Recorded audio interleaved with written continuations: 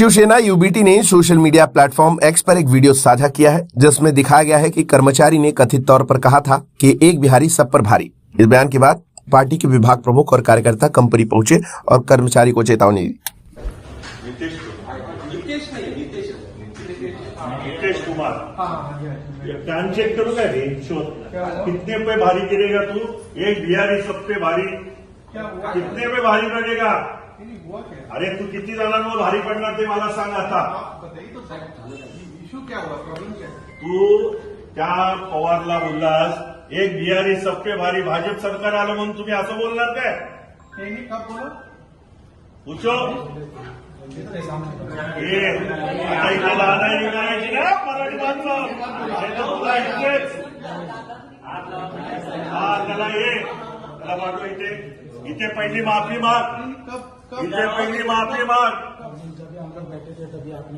एक बिहारी सब पे भारी तो कितने पे भारी गिरते हमको भी देखने का है। आजा इथे महाराष्ट्रामध्ये येऊन असा नसतो, त्याला माफी मागायला सांगा मॅडम, त्याला माफी मागायला सांगा, नंतर मी सगळं बोलतो। ये नहीं एक मिनट, आप एक बार इनसे बात करें। बाद में बात करेंगे, तू इधर आ, पहिला इथे ये, पहिली माफी माग, इथे एक पहिली माफी माग, त्याला माफी मागायला सांगा, येतो मी पहिले कान चेक करेन मग। हा पहिल्या माफी मागायला सांग। महाराष्ट्रामध्ये असं कधी अन्याय झाला नाही पाहिजे मराठी माणसावर। सर एक मिनट एक बात है, पहले तो मैंने बोला नहीं। पहिल्या मराठीत येतो तुला? क्या मराठी येतं का? हा ये पुढे।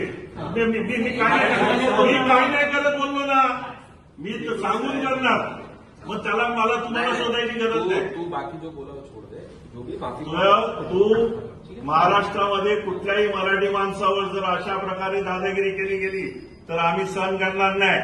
सर एक मिनट, ये आप बोले ना कि रंजीत के सामने, देखो रंजीत को बोला। अरे छोड़ देखो अभी ये सब मत करो। सर सबको बुलाओ, इतने सकल दूध का दूध पानी का पानी होने दो। सर अगर मैंने आपसे बोला होगा तो आई एम सॉरी।